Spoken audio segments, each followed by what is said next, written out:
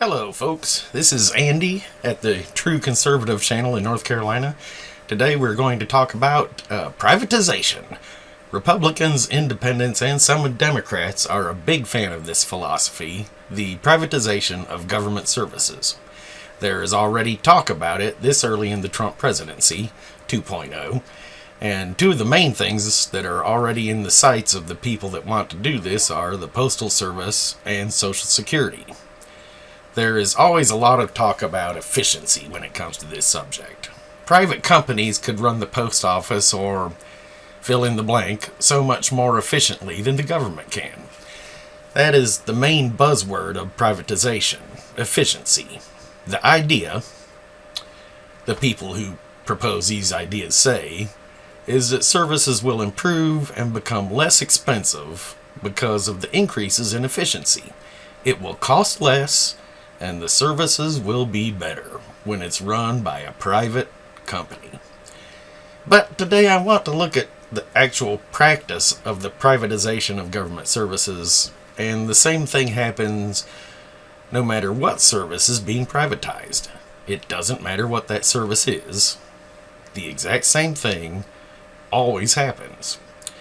So we will go with a crystal clear example with a nice round number to make the math easy because I'm not good at math.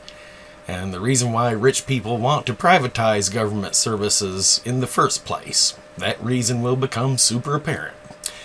And it is not because they think the services can be improved. Quite the opposite. Let me make one more thing very clear.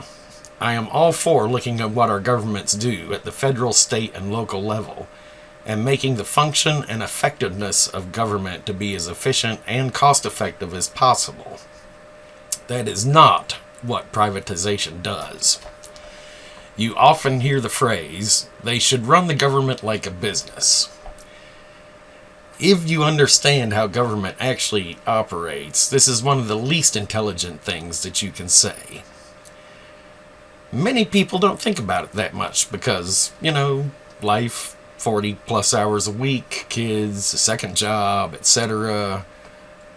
It's a busy life. And not all people are like me and have time to think about this stuff for years and decades. So, the government provides a service. In this case, the fire department. If you take a look at this chart, which represents our example of a fire department system with $1 billion budget per year, you will see that the entire budget is dedicated to the mission of providing the service. 100%. In this case, putting out fires and saving people's lives. Profit is nowhere to be found because the idea of profit is totally alien to the actual mechanics of how the government operates. Our mythical fire department system has a budget of $1 billion, and every penny of that goes towards fulfilling the mission of the fire department. This is a major way in which privatization, or running government services like a business, actually destroys or degrades that service. So, in our pie chart, 100% of the budget goes to fulfilling the mission of the fire department. When you break it down, you will see that a percentage goes towards infrastructure, the firehouses themselves, communication systems, the tools of the trade, such as fire trucks, hoses, etc.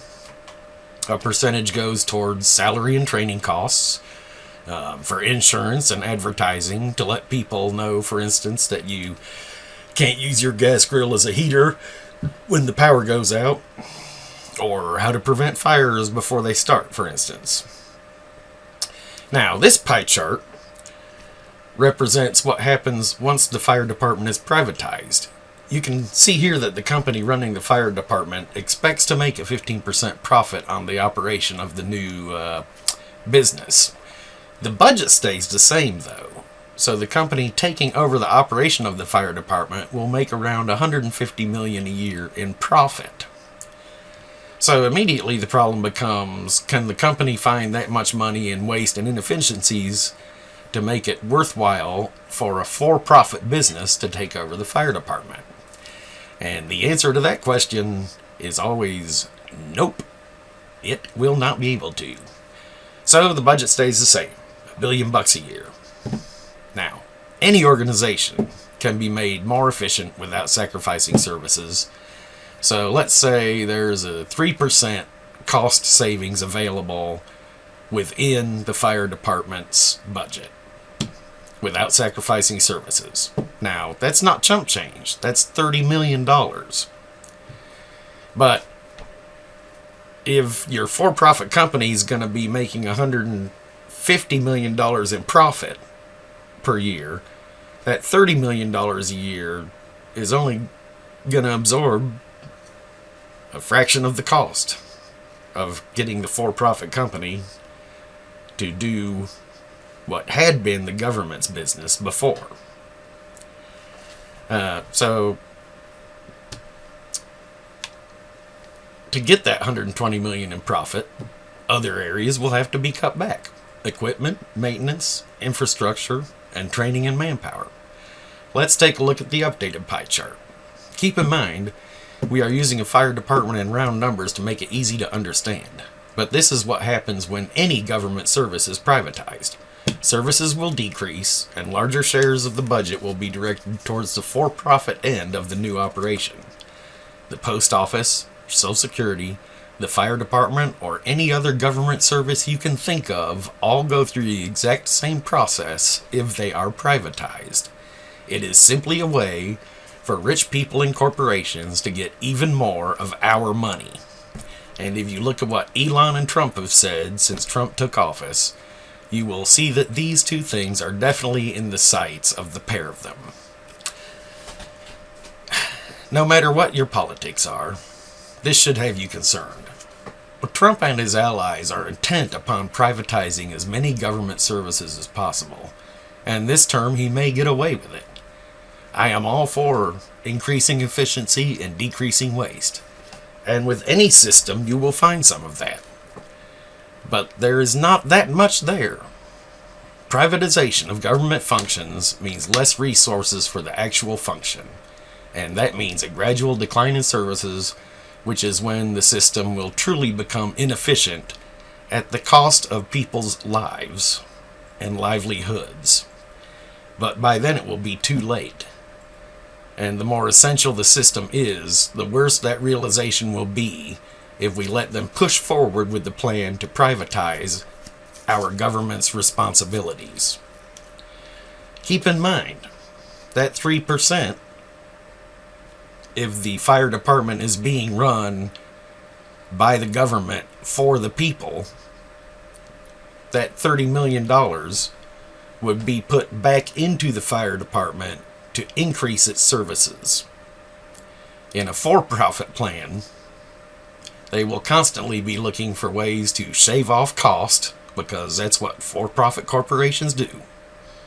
They increase profits by decreasing costs. And when you're running a service, there's only a few ways that you're going to decrease costs, and all of them have to do with degrading the service that you provide. Privatization is just a fancy way of saying we're going to screw the American public one more time. Thanks, folks. Have a great night.